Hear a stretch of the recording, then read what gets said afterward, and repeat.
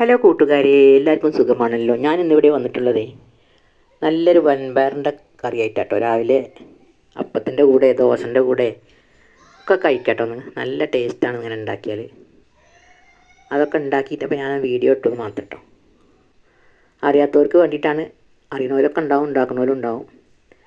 അതിനായിട്ട് നമുക്കേ ആദ്യം നമ്മൾ ആ കടലയൊക്കെ നല്ലോണം ഒന്ന് വെള്ളത്തിലിട്ട് ഒരു കുക്കറിൽ വേവിച്ചെടുക്കണം കേട്ടോ. അതിൻ്റെ വീഡിയോ ഞാൻ എടുത്തിരുന്നു, അതിൽ കാണാനില്ല.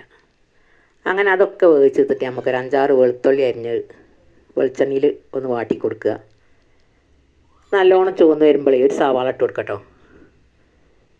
ഒരു സവാള ഇട്ടിട്ട് ആ സവാള നന്നായി വഴറ്റി കൊടുക്കണം. അങ്ങനെ ഈ വെളുത്തുള്ളിൻ്റെ പച്ചമണമൊക്കെ ഒന്ന് പോയിട്ടേ നമുക്ക് സവാള ഇട്ട് കൊടുക്കട്ടോ.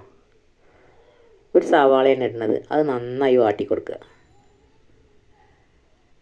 അതുകൊണ്ട് ഉപ്പേരിയും വെക്കുക, കറിയും വെക്കുക ഒക്കെ വെക്കട്ടോ. കറി വെച്ചപ്പോൾ നല്ലൊരു ടേസ്റ്റ് ആയിരുന്നു. നമുക്ക് അപ്പത്തിൻ്റെ കൂടെ ചപ്പാത്തിയുടെ കൂടെയൊക്കെ കഴിക്കാൻ പറ്റും കേട്ടോ. ഞാനിപ്പോൾ ചെറിയുള്ളി ചെറിയുള്ളി വേണമെങ്കിലും ഇട്ട് കൊടുക്കട്ടോ. ഞാനിപ്പോൾ ഈ സവാള ഇട്ടിക്കണ്. സവാള നന്നായി വഴറ്റി കൊടുക്കട്ടോ. സവാളയൊക്കെ വഴറ്റി കൊടുക്കുമ്പോൾ അതൊക്കെ നല്ലോണം ചുവന്ന് വന്നിട്ട് നമുക്ക് തക്കാളി ഇട്ട് കൊടുക്കാം. നമുക്ക് എല്ലാതും ഒന്ന് വഴറ്റിയെടുത്താലോ.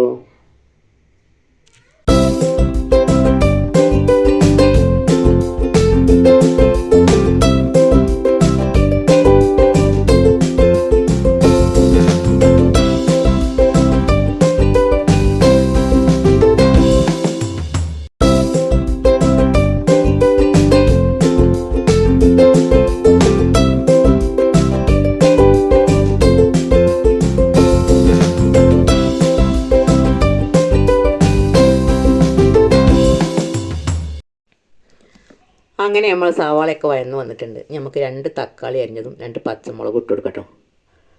ഞാനിപ്പോൾ ഇതിൽ 2 പച്ചമുളക് ഇട്ടിട്ട് നിങ്ങൾക്ക് എരിവിന് അധികം എരിവ് വേണമെന്നുണ്ടെങ്കിൽ 3-4 ഇട്ട് കൊടുത്തോളൂ കേട്ടോ. ഇത് നല്ലോണം ഒന്ന് വഴന്ന് വരണം. ഒരു ലേശം ഉപ്പിട്ട് കൊടുക്കുക.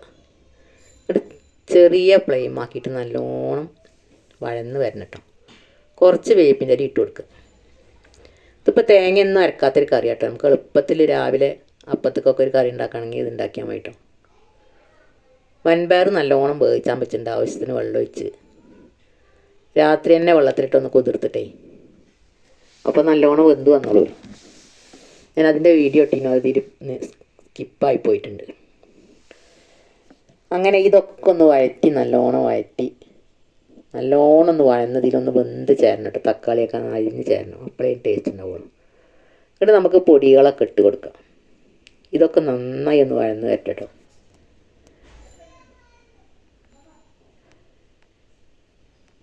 അങ്ങനെ ഇതൊക്കെ നല്ലോണം വഴന്ന് വന്നിട്ടുണ്ട്.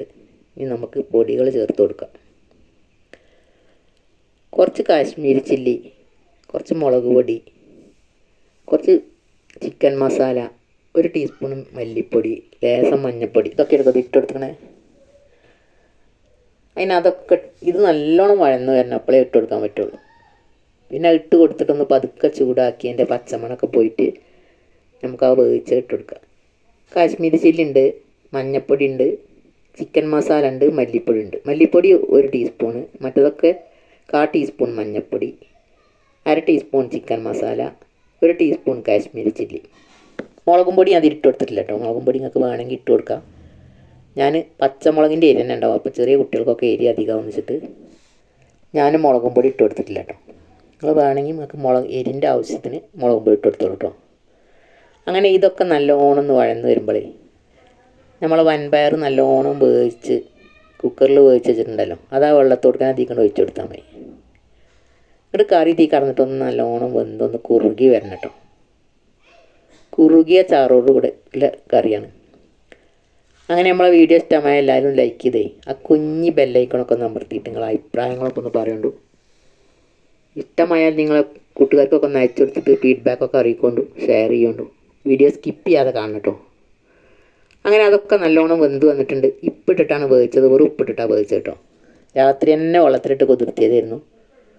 ഇതായിക്ക് ഒഴിച്ച് കൊടുക്കുക. ഇതൊക്കെ കടന്നിട്ട് നല്ലോണം ഒന്ന് വെന്തിട്ടേ എല്ലാതും കൂടെ ഒന്ന് യോജിച്ചൊന്ന് കുറുകി വരണം കേട്ടോ. നമുക്ക് വീഡിയോയിലേക്ക് പോയാലോ.